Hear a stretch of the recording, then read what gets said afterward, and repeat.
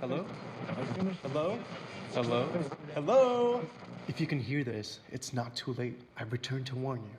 This is Time Pop, a podcast that discusses time travel and pop culture. There are spoilers. I've seen the future, and nothing is sacred to these folks. Your past, present, and future are sure to be ruined.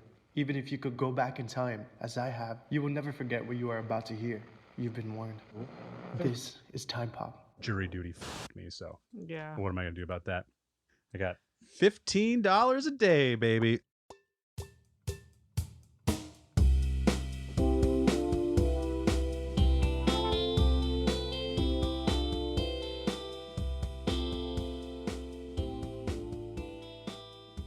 Welcome, Chrononauts, as we guide you through the experience of time travel using pop culture as our Weeble Wobble. We will be your constants. I am Dez. And I'm Ari. And this is Time Pop. I keep trying to do it different each time. I don't know if it's noticeable. And this is Time Pop. Time Pop. Time Pop? Is this Question Time Pop? mark? Time Pop? Hi, Ari. I always try to save our how are you doings until we start recording, but of course we always end up talking a little bit, and we talked a little bit off mic, but it's so good to be here sitting with you doing this after last week's jury duty that just threw everything off. So thank you for being here. Yeah, it's good to be back. Did this throw off? When did you watch Primer? Right. So I watched it a long time ago and I remember not liking it. Okay. Yep. So when we originally were going to record, I watched it once on my own and then I was going to watch it again and then take notes. But then we got, jury duty happened. And so then I watched it again last night and a little bit this morning. So did you rent it again or did you buy it? I rented it at first and then I watched it on YouTube with commercials. Oh, perfect. How many times did you watch this, Des? I have, in the last week, I have seen it, I think 5 times. Wow. And that's a total amount. I watched it once just straight through and then in pieces during jury duty and then one more time this morning. But I've probably seen it 10 to 12 times total. Do you remember what you thought of it the first time you saw it? Oh, I was blown away. Okay. I was absolutely... This is one of the few movies I don't introduce people to movies very often. I don't have a too quirky of a taste, but I have found in the past when you're just like, oh my God, this is so good. You have to sit down and watch this with me. And then I sit down and watch with someone. I kind of start to watch it through their eyes. And I'm just like, oh, maybe this isn't it's good. I still enjoy it. It doesn't ruin that. Yeah. But I realize I put too much on it. But this is one of the few movies that I'll go back to. And just, if you want to get me, sit down and watch this movie. So the first time you saw it, you thought it was amazing. Yes. Why? Just think back to when you first saw it. Why did you think it was amazing? Because it was a time travel story I felt like I could follow.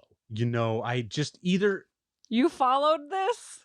That's the thing. I didn't. The first time. Not even I thought I could because it deals with days and hours. I was like, oh, okay. He went there. Okay, I got it. He's Tuesday now. Okay, now it's Wednesday.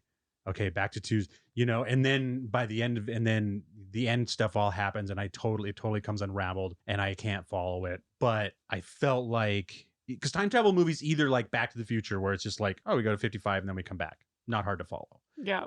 Or they get so overcomplicated, you just don't care anymore. And this one, I guess I really liked the days as opposed to years and decades and centuries. Okay. Yeah, I remember watching this, being confused, being frustrated and confused, a little bit intrigued, but overall thinking that this movie was stupid. And I saw this when it came out. So what was that, 2004? Yeah. And so I probably wasn't as into time travel as I am now back then. And I remember thinking it was unnecessarily complicated. Oh, really? Yeah. Wow. And you know what? I still feel that way. I definitely saw it later. I didn't see this movie until 2009, 2010. And when I saw it, I was surprised it stayed off my radar. Well, and you have an issue with low budget movies sometimes. I mean, not necessarily that you don't like people who don't have money, but if you don't have the money to do it right, then just go do something else. No, it's not low budget movies because you can make a good you can tell a good story with a low budget. I don't like bad stories. So it's all about the story, right? That's what movies are. We're telling a story. It all starts with the writer. I don't like it if it's bad acting or if it's bad, directing overall, or that's what I have trouble with. It's not low budget movies. It's either a bad story or it's a bad casting or it's bad sound. Which is usually indicative of low budget. Right. Usually those things kind of come together. Right. So the movies that I tend to not like happen to be low budget because one of those important aspects is suffering because of the low budget. And this movie was very low budget, right? Very, very. This was $7,000. So this is the second time you've seen it? So recently I've seen it 3 times. I watched it 3 times and I did what you do. I turned the subtitles on. Nice. And it was so helpful because they talk over each other and they mumble and the sound is so bad that I was like, I just turned the subtitles on and it helped. Welcome to my world. Yeah, it's a great idea. Did you watch it with Scott? I watched it once with Scott and twice by myself. How did has he seen this movie a lot? I know he reveres this movie. I don't know if he's seen it a lot, but he definitely likes it. I know most people really like this movie, and in my opinion, when you break it down, it's a terrible movie. We'll let's get there. We watched Primer, released in 2004. It was 77 minutes. That helped. Super short. I'm sure that helped you get through it, even if you were still on it. And it made me, when I first saw that, I was like, oh, I'm going to watch this a lot. Like, if it had been 120 minutes, I would have been like, all right, I'll get through this one more time. Written, directed, and starring Shane Carruth. Abe, played by David Sullivan. This has a Rotten Tomatoes critics audience rating of 73 to 79.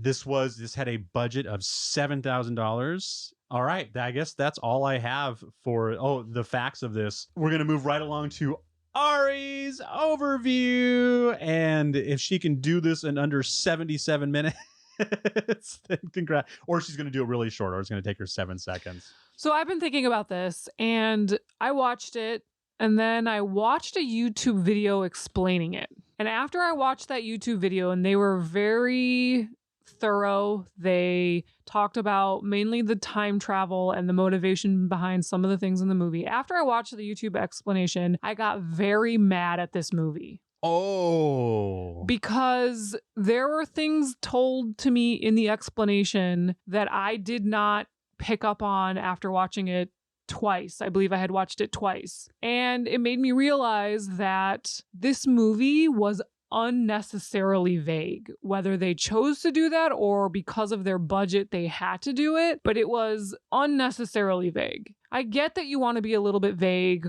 when you're talking about science fiction and things are not actually true, but this movie made me mad. Do you feel like the YouTube video inferred some information, or do you think you just had to watch it painfully close to figure it out? No, the YouTube video said we are assuming that this is what the character did based on all the information from the movie, and they were correct. I can show you which video I watched, and it was spot on. And it was actually a really well done video as far as explaining how many times they traveled and who was who, and it made sense. And so what I'm gonna do is describe the movie to you, do the overview as if you are watching the movie for the very first time. And most of us, when we watched this movie for the very first time, did not understand shit. The movie opens with a voiceover, and we don't know whose voiceover it is. And he's saying, just listen to this. I have to explain. And then he starts to tell the story, talking about Aaron and Abe. So these guys are in the garage, and it looks like a total, early 2000s startup type of situation, a bunch of tech stuff in a garage, and these 4 guys are building something in the garage. They're doing startup stuff is what I wrote. Exactly. And of course they're talking over each other and they're mumbling, and the entire movie is done in ADR, so it's kind of hard to understand, and that very much frustrates me. And I just kept writing vague. You don't know what they're building. You don't know what they're talking about. I read somewhere that the writer of this movie was an engineer and he didn't want to dumb it down for people. He wanted it to be confusing, and that's what it was. All right. So Hey, should I talk over you so that the listeners can get the same experience you had watching this movie? yeah. So they start off talking about a bunch So of they're talking about a bunch of stuff. Oh goodness. They're talking about a bunch of tech terms that doesn't make any sense, and they're trying to build something. We don't know what they're trying to build, and they don't tell us what they're trying to build. But they're saying all these like numbers, and there's all these machines, and they're, showing all this stuff while the voiceover happens. Did you, with all the stuff they're talking about, sorry to interrupt a little bit, but this just happened the last time I watched it. It's like the 12th time I've ever watched it.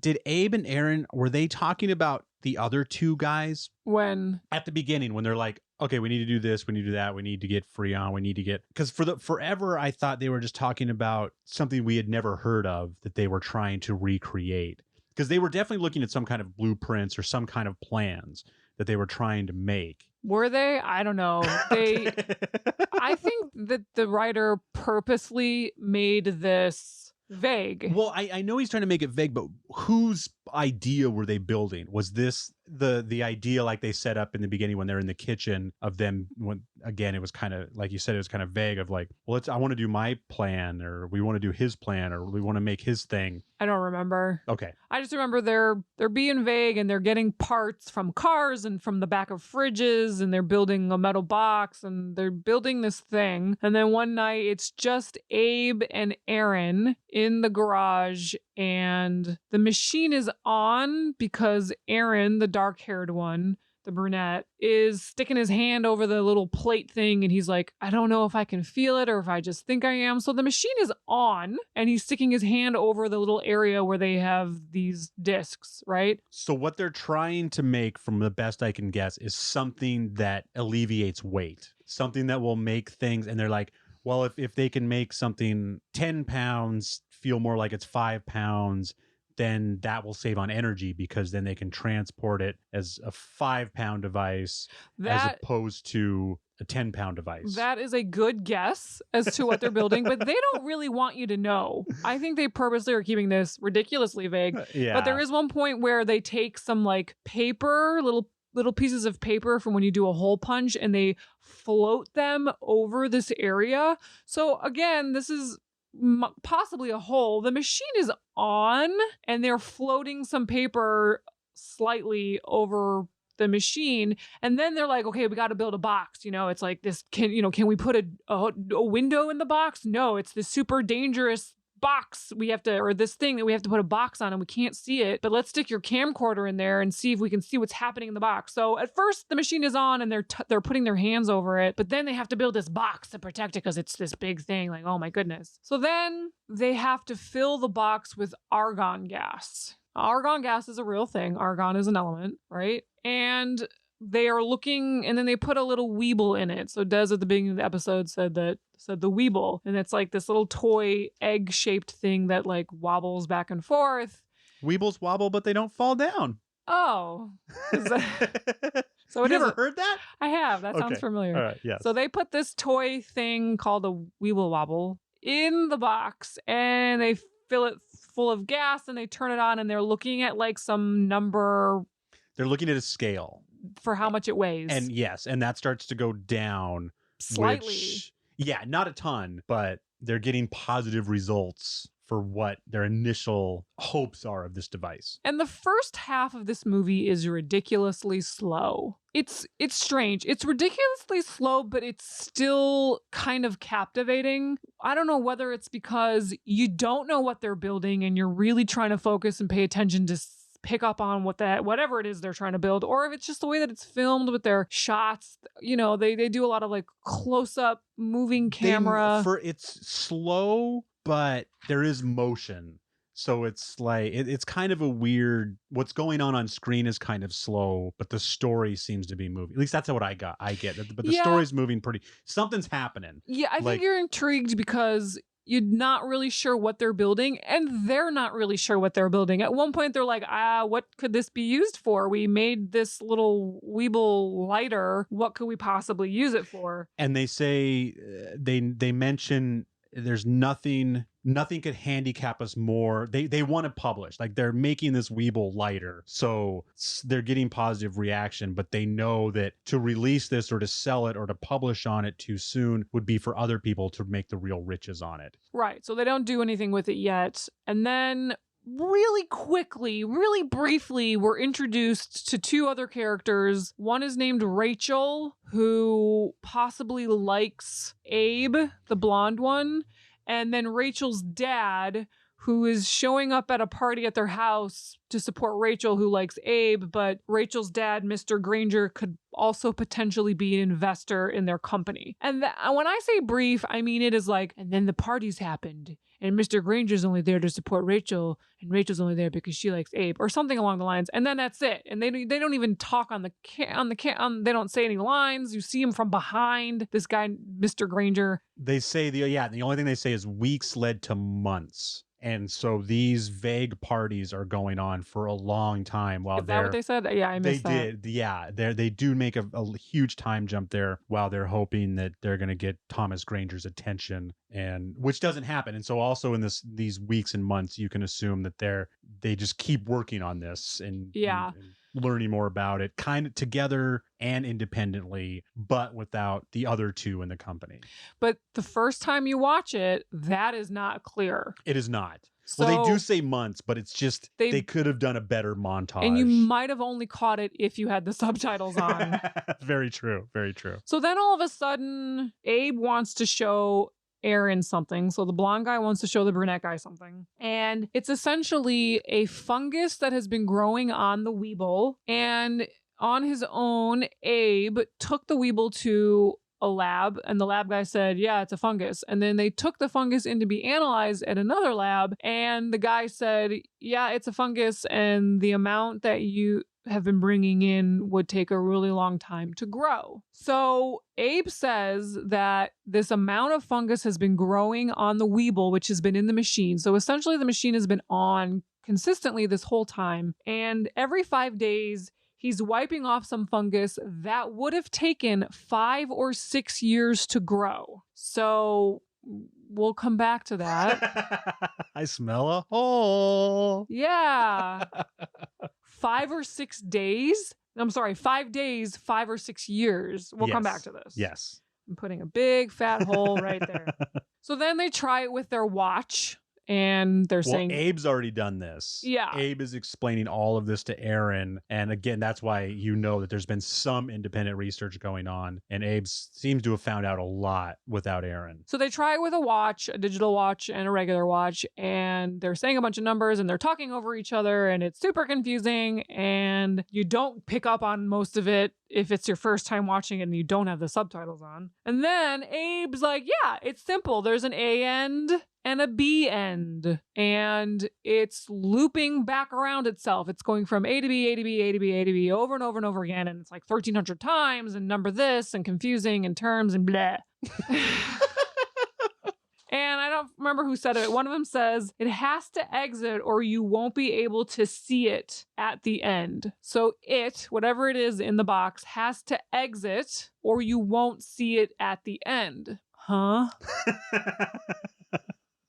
Okay, so they're sitting outside of a storage place and they're talking, and then all of a sudden Abe, the blonde guy, says, I'm going to show you something. Don't freak out. Don't run away. And it just jumps to this. So they're sitting there talking about, like, what could this be used for? We don't really even know what we have. I guess I get the sense that this is all one day. Okay. That Abe comes out on the balcony, goes down to talk to Aaron on the bench. That hasn't happened yet. Yes, it has. That's how this day starts. I'm going to show you the most important thing you've ever seen. Right. So after the Weeble A end, B end fungus thing, then he says, I'm going to show you the most important thing you've ever seen. No. Abe steps out onto the balcony and approaches Aaron on the park bench. And says, I'm going to show you the most important thing ever. And that's the start of the fungus thing? Yes. Okay. And then they ditch work. And they go to the 2 different labs. They go to the 2 labs. Then they test their watches. They talk about the A end and the B end. Then they go to the U-Haul storage facility. Then they go to the storage place. Okay. So then... Did you get the sense that was one day? That's another thing that's kind of vague. No, not kind of vague. Incredibly, irritatingly vague. But the fact that Abe, I mean, they did a lot that day, so it's kind of hard in that I have aspect. no idea if that's the same day. I stopped trying to figure that out because they're of course wearing the exact same outfit throughout the entire fucking movie. Well, I realized that and I did this the last time. I was like, okay, I'm gonna figure this out. I realized the key to figuring this out is tie tracking and watching it 90,000 times. But we are talking about this as if you had seen it one time without the captions on. So yeah, they're wearing white shirts and ties the whole movie. Yeah, very frustrating for me. Okay. So then they're in front of the storage place and they're talking about, well, we'd have to build a bigger one to put a person in. Where would we keep it? You know, it would have to be someplace temperature controlled where no one's going to bother it. And, you know, they kind of pan over and they're right in front of the storage place. And then Abe all of a sudden says, I'm going to show you something. Don't freak out. And hands Aaron some binoculars. And through the binoculars, he sees in front of the storage unit what looks like it's Abe, but what looks like Abe leaving. Okay. This frustrated me. The door to the storage place, when they show you it, they're walking away from the building and then he turns the corner and then he goes inside. And I realize this now that I've watched it a few different times. But when I first watched it, it looks like he's leaving. It looks like he's walking away. And then just at the very last second, he turns in, but then they cut away. But what he is doing is he's entering the storage unit. Yes. I'm waving my arms around in frustration, but you can't see it. But I'm frustrated. Okay, where was I? So he sees Abe entering the storage unit with like what looks like an oxygen tank. And Aaron's like, what the heck? So then Aaron and Abe, who've been hanging out all day. Yeah. Learning about the fungus. So then they go in behind Abe and they wait. They see Abe go into a storage unit and they wait 6 minutes and then they go in afterwards and inside it is this large coffin-sized box made out of plastic tubing and wires and there it is. And I wrote in mine, they wrote a hole here. I'll come back to the holes. You want a highlighter? But there's only one box. So then they build 2 boxes because Aaron, and I guess you just assume that you know now that Abe has gone back in time, even though they don't really say it, and Aaron wants to do it too. Okay, so quick pause on the overview. I may have wrote this in there because I remember writing it down, but where do they talk about entering in the B side? Hang on, when they start that's on day one. That's again on day one. What I have down is day one. When Abe approaches Aaron for the first time from the balcony to the park bench, they ditch work to go to the labs, do the watch. So I remember writing down, or maybe I just remember them saying it. They talk about the A and the B end. Yes. Yeah, they talk about the A and the B end, and it's got a loop around. But then at one point, one of them says, if we enter on the B end and come out on the A end, it should work. Well, that's where they realize, because when they're doing the experiments on the watch is, for lack of a better term, dumb. And they can only take the watch out the same end that they put it in. But if the watch was smart and could get out whenever it wanted to, then it could potentially go in the B end and come out the A end. Yeah, so they figure out that if you go in the B end, you can essentially travel back in time. So they build 2 boxes. They want to do it together. When they start the machine is when they are going to travel back to. So this is important. I'm going to just jump in right now to realize that I'm wrong. And I've watched this movie, I've been taking notes, and I'm wrong because when Abe and Aaron, I'm jumping ahead a little bit, sorry about this. When Abe and Aaron time travel to do the trading scam, basically, Abe has done that. And Abe obviously didn't do that on the day that he told Aaron about all of this. Because Aaron says, I want to do what you did. And Abe says, okay, this is what I did. And then I went and I learned a bunch about the stock market. And then I went in the box. And then I came out of the box. And then I made a bunch of money. So obviously that couldn't have been the same day that Abe talked to Aaron. So there are at least, Abe has done it at least twice, where one time he tested it. No? No, because the only reason why I know that is because I watched the explanation on YouTube, and he must have just done it quickly in that same day, like on the computer. So yeah, this is the first time Abe has traveled back. One So- long day Yeah. where Abe and Aaron also spend that whole day together. Abe teaching Aaron about it. Yeah. Okay. So it's important to know that whatever time you turn the machine on is when you will travel back to. Now, the machine takes a little bit to warm up. You turn it on and it warms up and it gets to, let's call it a temperature. And once it hits that temperature is when they will arrive back and then... Well, I think actually is what it does. So they put a timer on it to not turn on for 15 minutes so they can get the hell away from the storage unit. So there's Right. less of a chance of bumping into each other. And then it turns on and then it takes 4 minutes to heat up. To warm up, yeah. But I think you also want to get out of it when it's cooled down. So I think you still want to get out of it right when you turn it on, not when it's heated up. So they obviously thought about this a lot because they do it correctly. Yes, there's a turning it on, a warming up, and then a point to which it's, let's call it active. And they arrive back at 9 a.m. I know we're jumping ahead here, guys. Sorry if this is confusing. They arrive back right when the machine is active. And then as it's in that moment cooling up, but for them winding down, they have to get out of the machine. Correct. From the inside box perspective, it's cooling down. From But the outside box perspective, it's warming up. Yeah. Okay. They fill the box full of argon gas. Therefore, they need to bring an oxygen, that's hard to say, oxygen tank in with them. I'm going to talk about this hole right now because it is eating me a hole in my, it's a hole. It's bothering me. Let's talk about it. So Argon gas. when you exhale oxygen, carbon dioxide comes out. So you are altering the amount of argon gas that you pumped into this little box, probably a certain amount, and you are changing what is in the box as far as argon gas versus carbon dioxide. So unless they have a separate tank, which they are exhaling carbon dioxide into, this is a hole. Well, couldn't they still continually pump argon gas into it to keep it at a certain... Because it doesn't matter how much carbon dioxide is in there. It just matters that there is a certain amount of argon in there. Maybe, but when you look at the box, there's no tank next to it. It's just a big long box and wires, and there's no tank. And they don't talk about, I mean, maybe it's a continuous flow of argon oil, and it doesn't matter how much is in there, just that it's the more than carbon dioxide. Anyway, it's a hole. They don't talk about when you exhale, there's carbon dioxide. Hole. There's always leaks. There's always leaks, so you got to tighten up your straps.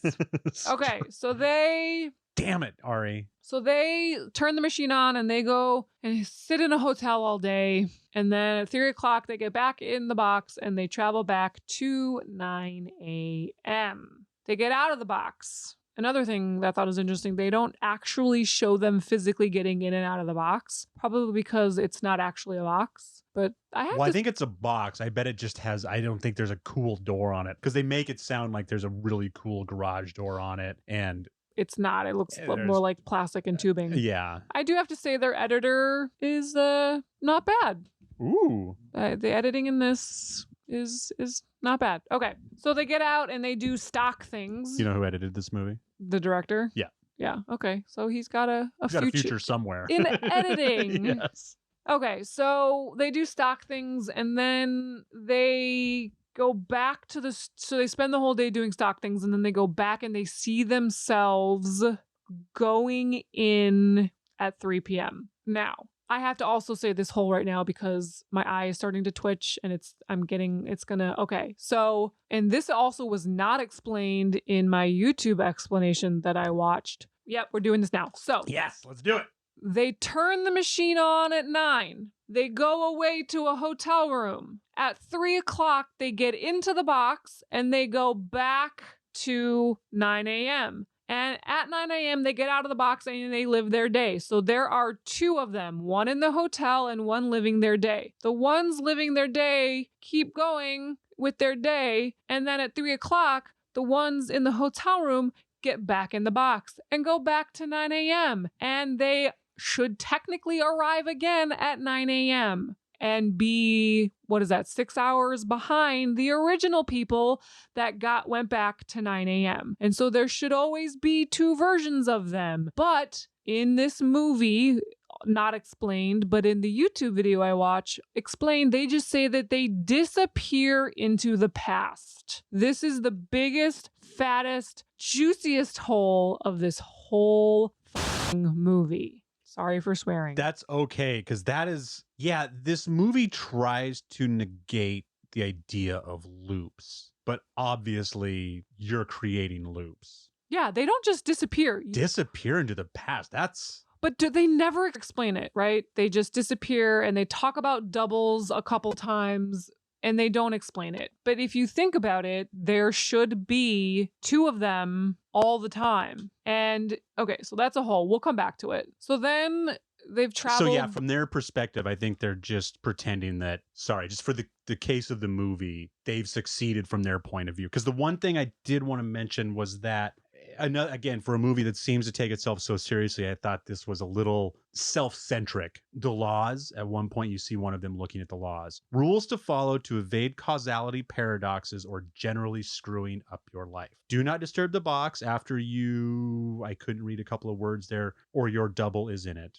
So leave the box alone when you turn it on. When re-experiencing time, stay away from your double until she has started his or her journey backwards. Worry about yourself first. Now is the only moment that has to make sense. And then the end kind of trailed off to, don't be too cautious.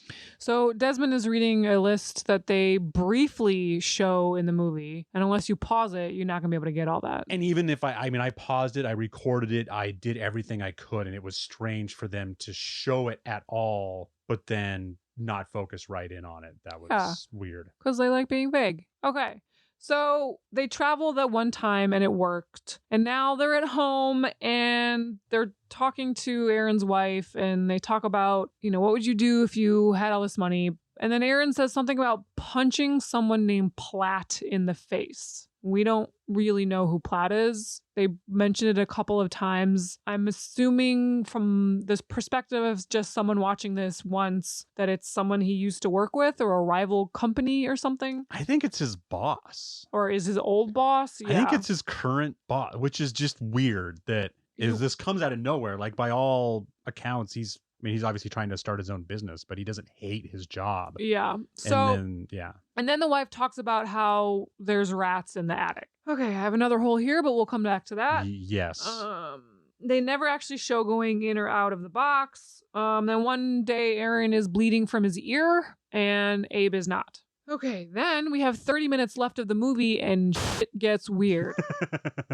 They're in the garage. Abe is in the garage, and in walks the two other employees, and they're talking about something. And then all of a sudden, Abe says, "What did you call him?" And the friend says, "Yeah, didn't you hear that so-and-so showed up to a party with a shotgun?" Okay, first of all, when they walked into the garage, they were not saying anything about that. I listened to it a couple of times, and out of nowhere, Abe says, "What did you call him?" And then the friends say, "Yeah, didn't you hear so-and-so showed up to the party with a shotgun?" And apparently it's Rachel's boyfriend or ex-boyfriend. This pissed me off tremendously. I don't know if this was a choice or the editing or they fucked up in filming it, but it made absolutely no sense. Yeah, it was. I listened to it again a lot too, because they make it sound like they're talking about, like, what did you say? And they were not. Nothing. They were not. Yeah. So I wrote a big mad face under that note. Then, to continue with the vague, confusing, unnecessary stuff, Abe and Aaron are by a fountain where it's very hard to hear what they're saying, even with the bad ADR, and they're looking for something. And it turns out they're looking for a cat, and they're arguing about the party with the shotgun and what they could be doing. And it's super vague. And this is when we find out Aaron does say one thing. He said, "It's the day you told me about all of this." Yeah. So the same day that they spent all day in the labs learning about the the fungus and all that night Was the party. Where and then someone showed up with a shotgun and Aaron got it away from him. Yes. Saved the day. So Aaron had already saved the day when it comes to this party with this guy showing up with a shotgun. But now they're arguing about it, about how they're going to do it again, but differently. And then I wrote, Aaron gets a call in the hotel room. So it was the next day, they've traveled again. They're in a hotel room and Aaron gets a call because he brought his cell phone with him. And he says, they are back.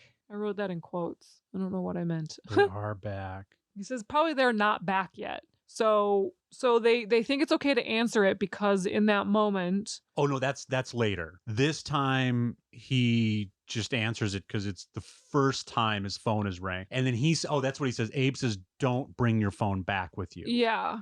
But they think it's okay to answer it because their doubles are still in the boxes. Yes. Okay. But don't take your phone with you in the box. That way, this will be the only time your phone rings. Yeah. And we'll be cool. Yeah. And I also wrote a note that they're not clear on what day is what. They're not clear that this is a Monday or a Tuesday or a Wednesday. They're not clear on that. So then we see them walking down the street and Aaron gets the same call and he doesn't answer it.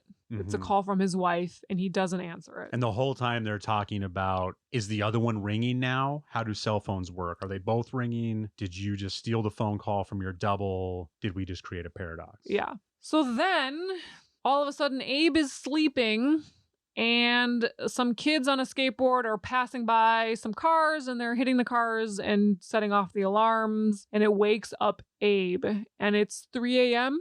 Yes. Okay. And it says that on a clock, right? It's specifically, you look at the clock and it shows like 3 a.m. I think they say it too. Like okay. Well, later on they say 2 a.m., but I wrote a big question mark because I think they say 3. Anyway. So. Well, no, at one point they said 2:30, but the closed caption said 3:30. Okay. And I had to listen to it a couple of times. Yeah. I don't know if we're talking about the same time, but at one point they didn't match up, unfortunately, which... So these kids wake up Abe, and I guess apparently Abe goes over to Aaron's house, and they're both awake at 3 or 2. Middle of the night. Yeah, in the morning. And they talk about going over to someone's house, and I wrote in parentheses, Platt, then going back to stop the kids so that my double gets good sleep. This was weird. The whole thing is weird. This was where... No, that's fine. That's fine. Because this was when I really... Because this to me only exists to make the timeline short enough for this movie to almost make sense. For them to do this in the middle of the night. Like, it's just weird that Abe would be woken up by some punks and just be like, we're going to go punch our boss in the mouth. and then go stop these kids so that my double can get good sleep. And then Aaron asks, well, how do we go back that far if the machines have not been running? And then that's when Aaron finds out, or Abe tells Aaron that he's been turning the machines on since 5 a.m. every day. Or 5 p.m., I think. A.m. Because then in the morning they turn them on again for that day. But he's been turning them on at night just in case something like that. Because I think every morning they're turning them on at 8 together. So it's p.m.? So they're running all night? I think like after work, he goes and turns them on before he goes home for the day, just in case. So they're running all night? I'm pretty sure it said 5 a.m., but we can go back and check. But I mean, that still doesn't make sense. If they're already on at 5 a.m. and then they're going on to turn them on at 8. Well, because they only want to go back to 8:30 in the morning. Yeah, but if he's saying that he's been turning them on early, whether it's 5 a.m. or 5 p.m. and keeping them on this whole time, when they go to turn them on at 8 a.m., they would notice that they're already on. Then Abe would probably go back at 5 a.m. to turn them off, so Aaron would be none the wiser. But they would have shown that. Would they have? So... Remember what movie you're watching. So when we're done with this explanation, I want to show you the YouTube video that I watched because it was incredibly helpful. Awesome. Okay. It's 23 minutes long though, so but we're going to watch it. Awesome. Okay. So Abe tells Aaron that he's been turning the machines on. I wrote down since 5 a.m. Desmond wrote down since 5 p.m., but we can go back and check that. So now they're driving somewhere. I'm assuming they're trying to go to Platt's house so that they can punch him, which is just stupid. And they see a car outside their house that looks like Rachel's car, but instead it's his dad's car, Mr. Granger, the guy that they want funding from, sitting in front in his car. And they mention that it's 2 a.m. and they say that he looks he looks like he has a 5 o'clock shadow. Abe mentions, I saw him earlier and he was clean shaven and now he has a 5 o'clock shadow. He said 2 or 3 days worth of growth, and they say maybe he's drunk. And so then Abe calls Mr. Granger. He gets his number and he calls him, and it seems as though he is talking to a Mr. Granger, meaning now there are 2 of them. And then they get out of the car because Mr. Granger starts to run. They run after him. Abe turns the corner and Mr. Granger and Aaron are lying on the ground like they got into it or they fell or something. And then all of a sudden Mr. Granger's in a coma. I'm so, just like Ari. Ari just went into a coma. I'm rolling my eyes right now. So Mr. Granger's like a vegetable in Aaron's house. And they never resolve this, by the way. They never talk about... Probably Abe's house, actually. Whoever's house. Yeah. Someone's house. He's a vegetable, and they never resolve this. Ever. No. So now they're trying to figure out what happened, and they're like, did you talk to someone? How did he get this information? That means he knows. That means he's traveled. What's going on? Did you tell him? Did I tell him? Why would we tell him? Yeah. Which box did he get in? They go to the storage room to try to figure out what box he might. Yeah, and everything looks normal. I think the boxes are running, but they're afraid to open them in case he's in there. They don't know what that'll do. Yeah. And so they just go home. And then we see Abe getting stuff to be able to go back or be able to go in the box for a long time, and he says precisely 4 days. Yes. Okay. Then we learn about the different room and the failsafe machine. So Abe built another box in the very beginning and he called it the failsafe machine, and it has been running constantly from the very first travel. Probably, I'm going to guess the second travel. I'm going to guess Abe tested it. When it worked, then he built the failsafe. That's my guess. Yeah, you're probably right. My guess is all I have. Yeah. So then you see Abe sleeping and a gas mask goes over him and he gets gassed. And then it looks like Abe gassed his double. And not to death. No, probably just put him to sleep. Putting him out for a while so we can figure out what to do. So you can interact with your double and the universe doesn't implode. That's good to know. Yeah. Okay, then it's the same day I wrote, then it's the same day as before when Abe first talks. Okay, yeah. So then the same scene from Abe appearing on the roof, from the first time to go talk to Aaron, it's that same day. And he going in to talk to Aaron and he's kind of wobbly. And you see again that Aaron has an earpiece in his ear, which he had that first time of this scene. And he tries to talk to Aaron and Aaron is talking as though he is listening to something. And it turns out that he is listening to something. He has recorded this conversation before and is trying to say the exact same words, but Abe is like affected by all the traveling and he faints. And we see the recording piece in Aaron's ear, and he essentially has recorded this entire interaction so that he can do it again the same way as he always done. And I wrote a whole, when did he record this? The first time in order to say it the same as he did the first time, meaning that first time we saw him, he was already listening to it, but when did he record it before then to listen to it? It's a whole. Then the voiceover refers to them by their name. So he's not saying we did this. At this point, you kind of know that it's Aaron doing the voiceover, but he doesn't refer to them and says we did this or I did that. He's saying they did this. Like they're completely different people. Then we show Aaron seeing the 2 rooms under Abe's name. So then we see that Aaron discovers that Abe built the failsafe box at some point in the beginning of all this. He sees the other box and then he builds his own box to put inside the box to take back in time. Then he drugs himself with his and puts him in the attic. We don't know which one he's drugging or on which day, but he drugs himself and puts himself in the attic.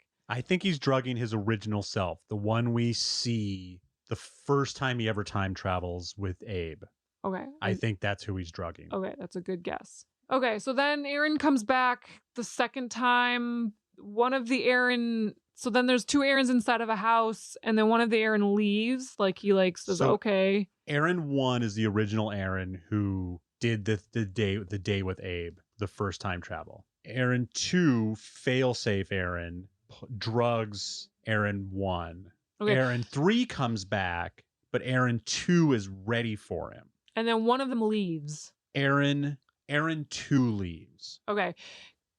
Good so job. the one who came back and did the drugging, but then got beat up by number 3 leaves. Just leaves. Because he realizes that the person who came back again obviously wants this more. Yeah. Like he just came back to fix one thing. Who knows what this third Aaron is. So at goals. some point there are 3 Aarons. So that again goes back to the whole I said earlier about, they don't just disappear into the past. They still exist. They're still in the rotation. So then it's revealed that Aaron recorded this from the beginning just in case he has to relive all of this over again. Then the party happens again. And I guess which is this night. Yeah, which apparently. is the same night. So he stops the gunman again, even though he already stopped him before. I guess he stops him in a different way. Then there's an issue with their handwriting and their hands. And they're like, why is our handwriting so weird? And then he says some line at the party that makes it sound like they have been doing this over and over again. He says 20 times. Well, Aaron 2 is telling the story, and he can only imagine how many times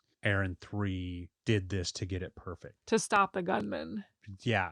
So I don't know how many times he did it. 3, 20. So when we think that he stopped the gunman the first time, that might have taken potentially up to 20 times. He doesn't know. He's speculating.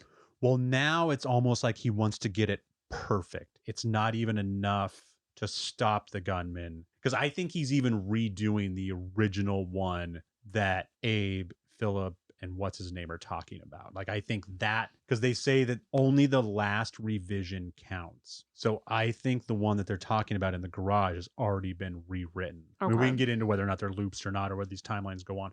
But from Aaron 2's perspective, it's not enough to just, well, and it's his fault too, since he went in the failsafe. Now he has to redo it. Yeah. And then for whatever reason, he decides to, because the first time he did, Abe apparently didn't go. Like, it was just Aaron that was there to be the hero. Okay. And now he's got Abe involved to do it however many times, 20. Potentially. So he stops the gunman, and then Aaron wants to leave. Aaron wants both him and Abe to leave. Abe does not want to leave. So I'm sorry. I think the people redoing the party are doubles. I think that this Abe and Aaron, who just keep going back to get this party right, I think there are a different Abe and Aaron who are just doing that day the way they always did it. Okay, so which Aaron and Abe are the ones that are trying to leave? So, Aaron 3 and Abe 2. Let's just finish the... So yes, Aaron and Abe, and then you see Aaron and Abe at an airport, essentially, and Aaron wants to leave and Abe does not, and they talk about Star City, and we see Aaron, and then we see Aaron getting out of the attic. Like, he breaks free out of the attic. And then we also see Abe fall out of the bathroom. Right. So that's why I think the 2 at the airports are both doubles. Okay. So they talk about, our doubles will build a box. And Abe says that he's going to sabotage it so that they can never travel. And then Abe tells Aaron to leave. Aaron leaves. He says something about how Abe likes his family, his wife and kid or something. Yeah, this is when, it seems like Abe's been coveting Aaron's family this whole time, which we don't see at all. Yeah. And then Aaron leaves, and the next thing you see, he's in France, and it is implied that he's trying to build another bigger box. I think he's building all the boxes. I think, because he says every half meter everywhere. I never even thought about that he's building a large... I felt like he was building 1,000 boxes so that he could set them all to a different time to return to if he wanted to. That's what I thought. They're not clear. They are not clear about... And this is the Aaron that's apparently made the phone call from the beginning, that's been the recording, narrating the this. voiceover. Yeah. Yes. Okay. So that's the overview, essentially, from when you watch it for the very first time. If that was a confusing overview, that's because when you watch this movie the first time, it's ridiculously confusing.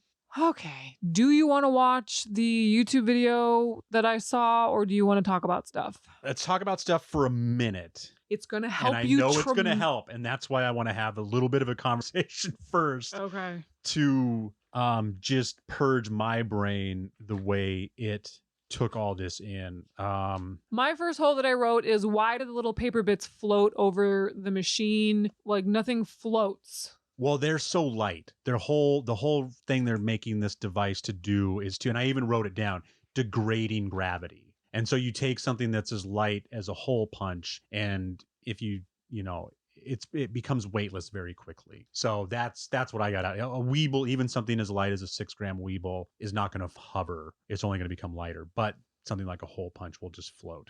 So that, I believe, is what that was about. So yeah, so this took part, again, they don't do a very good job. That was something I got upset with too, watching this again, was, again, I like this movie because such a short amount of time is taking place, but you don't know where in the hell you are. Like what day it is? What day it is, what room you're in. It took me forever to realize that I think they're in Abe's kitchen a lot. Like they're either in a hotel or Abe's kitchen.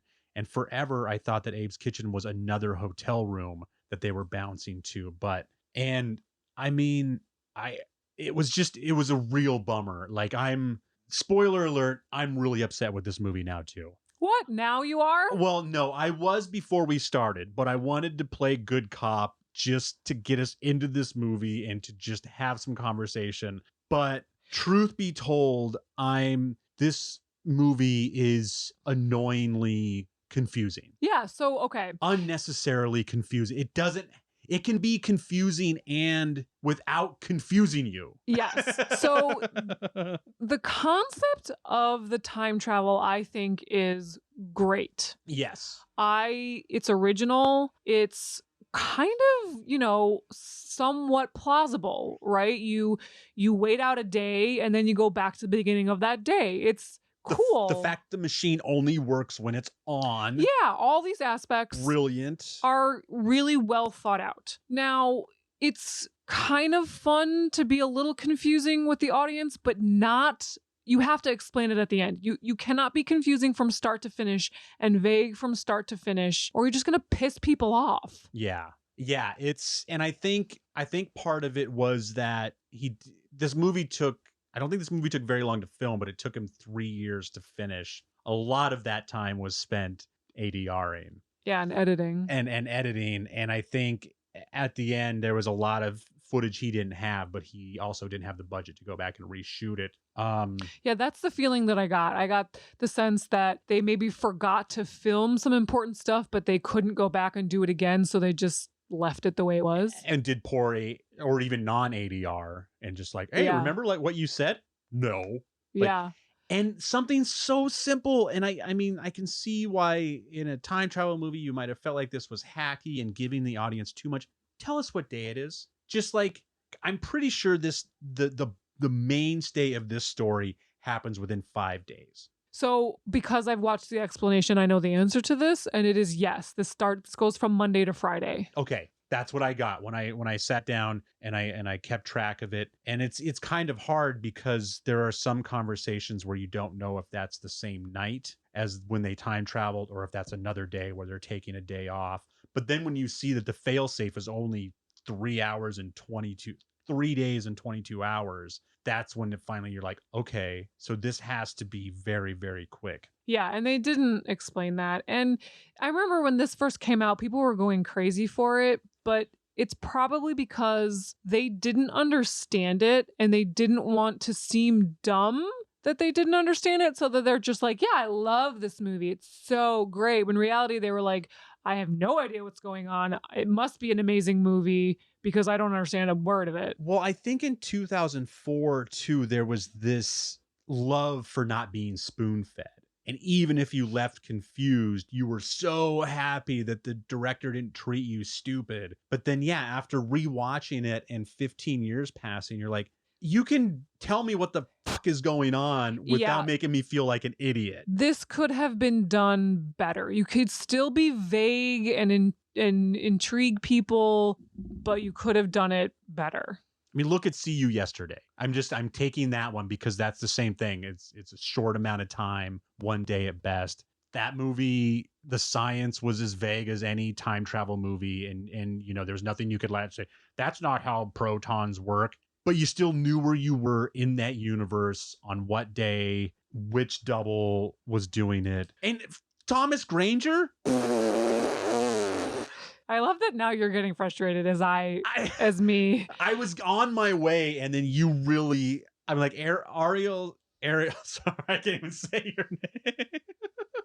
I was gonna say Ari, and then I was like, you're either gonna figure this out for me, or you're gonna completely blow it up, and you totally blew it up. And yeah, that's my biggest hole is Thomas Granger, like how Abe, who's staying back to try to keep all this together. Can we watch the video now? Yes. Okay. In 2004, a low-budget science fiction film took Sundance by storm. Primer is quite possibly the most complex time travel film ever made. Filmmaker and former engineer Steve Carruth determinedly refused to dumb down the dialogue to make the film easier to decipher. Instead, he decided to trust that his audience would return to the film again and again in order to fully understand it. Thank you, London City Girl. I will be putting a link to that on one of our social media pages. So we just watched the YouTube video that I had watched explaining very well about this movie, and by the look of Desmond's face, I'm guessing he's pissed off. Am I right? I am. See, I was too. That's why I came into this podcast today pissed off, is because there's so much that happened that they didn't show in the movie, but if they did, it would have been a better movie. Grrr. That's my angry noise. Yeah, and they talk about this being one of the most complex time travel movies ever, and I think it's one of the most confusing time travel movies ever, and often unnecessarily. And it's so frustrating because he could have left a few breadcrumbs without treating his audience like total. So we're going to put a link, I'm assuming. Absolutely. So that you guys can also watch this video and kind of understand what we're talking about. It does a better job of telling you what day it is and where they're traveling to than the movie does. And if the movie had done this, the movie, I think, would have still been confusing, but so much better. Yeah. And I did a pretty good job as far as like, the problem with my notes is I made too many of them. Like, as I was watching that video, I kept on grabbing notes and just being like, I think I wrote that down. I think I wrote that down. No, and I actually did a pretty good job. You did. You watching it 10 times or however many times you did, you actually figured out a lot of that. I did not. I had to watch that and then go, oh, okay.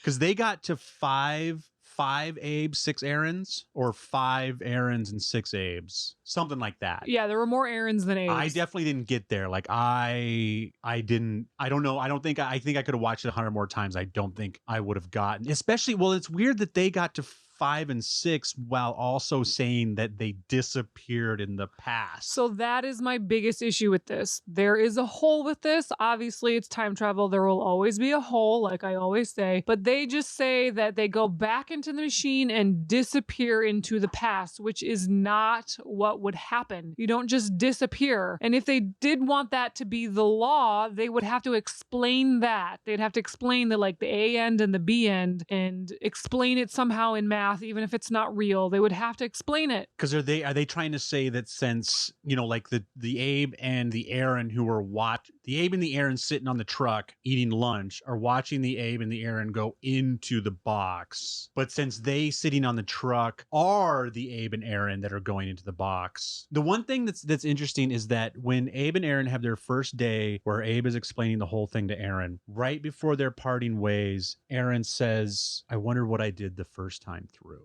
And then he says, Abe, please don't ever do this again to affect my day. Which to me, I love, because you know me, I'm always wondering that in all these movies, what happened the first time? And I do like that they contemplated that idea, but in time travel, there's always some form of this is the way it's always happened, will always happen. If it's a loop. But if this is a single timeline, don't they kind of disappear? Like, isn't there an alpha? No, there isn't, because there's multiple. Because even at the end of this movie, there is 2 Abes and 2 Aarons living in this world. In timeline alpha, there are 2 Abes and 2 Aarons. Yeah, so they are saying that this is one timeline. There's no alternate timeline when you travel, and that your past self just disappears. So unless you're duplicated in that same moment and you can see your other you, if it's a single timeline, don't you kind of disappear? And So you only disappear if you get back into the box. So the Aaron that got locked in the attic for however many days didn't just disappear. Apparently you have to get back into the box to disappear. And sure, if that's what you want it to be, great. But then explain it. Even if it's fake science, explain it. Because as of right now, you wouldn't just disappear. You would be in the box and you'd go back to 9 a.m. and you'd be doing the exact same thing your first person did. Like if you draw it out on a piece of paper, you've got the person who was in the hotel room goes into the box at 3, goes back, and then lives that day out again. While they're living that day out again, you've got the people in the hotel room. They're living out their day. They live it out past 3 p.m., but at 3 p.m., your hotel people are going into the box at 3, going back to 9 a.m., and then living out their day. Why do they just disappear? They go Right. back to 9 a.m. and then live out their day past 3 p.m. So now there's 2 versions of them. And that's the one thing I won't put that on the movie because that was definitely just part of the explanation we just watched. The movie doesn't say they're gone. They're gone from our reality, which is all that matters. And they say that in the movie. They say that this now is all that matters. Yeah, in the movie, they do not explain what happens. They don't even bring it up as to what happens to our double. How do they go away? They just ignore that. But that's a hole. It's a huge hole. Evasipate. It's a good word. That is the word that Aaron plays when they're playing Scrabble in the hotel room. I looked up evasipate. Evasipate. To undo the consequences of your actions by changing the original circumstances. To erase your own history. Fictitious word created by Shane Carruth in the movie Primer. Wait, it's not a real word? It is not a real word. It is a word that was in the research I did. Where did you see the definition of that word? Where did you just look up? I straight up Googled evasipate in Primer. And it came up in like Urban Dictionary? I just read the top like definition. You know, I'll sometimes Google, they'll put some options below, but then like at the top, it'll be like, this is the one. Thank you for listening to Time Pop. Please like and subscribe and tell a neighbor or friend about it so you can share a discussion of your own on the topic of time travel. Stay tuned to social media for ongoing discussions about episodes and a heads up on what film is coming up next in case you would like to play along. You can find us at What Sounds Awesome on Facebook and Instagram and at Sounds Awesome 2 on Twitter. And also our Time Pop specific, we are at TPOP9216 everywhere. Please feel free to email us directly with questions and comments at wesoundawesome@gmail.com. Don't be shy if you're catching up on old episodes. We would still love to hear some new thoughts on old tales. And definitely let us know about a movie you would like to hear us discuss on a future episode. And also check out whatsoundsawesome.com to hear what else sounds awesome. Ari and Des will be back in 2 weeks with a new time travel tale, but if you would enjoy another fun film discussion, tune in to Rotten Popcorn next Wednesday, starring Scott and Des. On that show, we discuss films that have a vast difference between critics and audience based on Rotten Tomatoes ratings. Sometimes the critics love it, fans do not. Sometimes it's a fan favorite and critically crushed. Next week on Rotten Popcorn, we are talking about the movie Drop Dead Fred. This is the first recording Scott and I ever did for Rotten Popcorn, so it's a very interesting journey to where we have gotten now, and it's a very interesting movie, so tune into that. And now back to the big finish. On the any more holes? Did you hit all your holes? My holes were around when Aaron recorded his playback, you know, when he was listening to what he had to say in every specific moment. My holes were like, when did he do that? But this explanation that we just watched said he did that like the second time around and then went back to 5 a.m. Monday and then had it from there. So it explained it in this explanation, but there were a couple scenes where he doesn't have his earpiece in and you think that he should. Technically, he should have his earpiece in all the time because at one point he travels back to 5 a.m. Monday. Anyway, this movie hurts hurts my brain. I know in the past I talk about I like how time travel kind of hurts your brain a little bit because you got to think about weird things. This hurts my brain in not a fun way. Yeah. Congratulations, Ari. You've ruined another one for me. Anytime, my friend. You're very, very good at that. I shouldn't say that. You've made as many of these movies better than they are, probably more. But I think, I think a lot of these movies, I mean, time travel falls apart when you get into it. I think that's part of it. And I think that I still like this movie. I unfortunately do not like it as much as I did a week ago. You're welcome.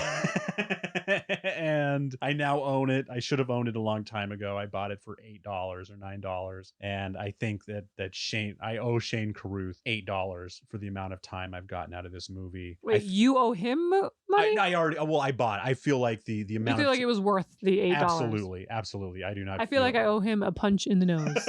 You could go back in time and go pow and punch Shane Carruth in the nose. I guess just to have some continuity between our episodes, would you like this version of time travel? I know, we'll pretty much always find a reason to use time travel. Is there anything in particular? I would not like this version of time travel, but I have to say that I very much respect the concept of it, where in order for you to go back, let's say 6 hours, you must spend 6 hours of your time traveling back. That I really respect as far as time travel goes. So if you wanted to travel, let's say 1 year in the past, it will take you 1 year of your life, which is a really interesting concept. But no, I wouldn't do this. I would not do this time travel. Yeah, that's part of the realism of it too, is the toll it takes on your body. It's not a snap of the fingers. I did find it weird. One of the holes I'll mention is that when they talk about how tired they are from the 36-hour days, aren't they sleeping in the box? Yeah, and they could also be sleeping in the hotel room, so I don't know why they're so tired. Yeah, there's plenty of time to make up that lost sleep. I think we've done a good job of laying this movie out there, and I guess promoting conversation is one of the other things that I like this podcast to do. So hopefully we have promoted that conversation for you guys to carry it out. And please, as usual, tell us why we're wrong. Tell us why we're idiots and we should love this movie more than ever now, and that we're just dummies who just don't get it. Oh boy. Thank you for listening. Thank you, Ari. Until next time, I am Desmond McNeese. And I'm Ariel Gala. Bye.